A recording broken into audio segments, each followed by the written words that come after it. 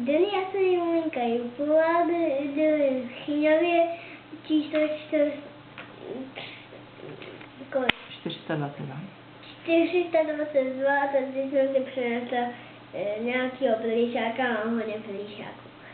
A děti, znáte Budolinka? Takže jeden.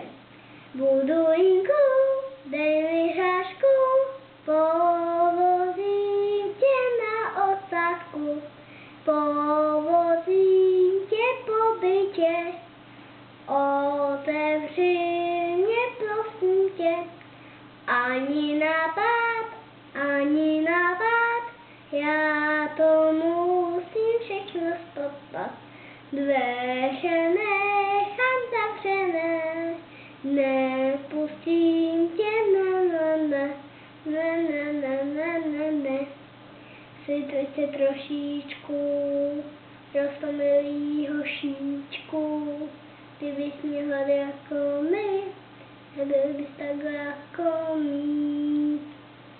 Budolínek dveře otvírá, liška vběhla do světnice. Dobrý. Konec? Děkujeme.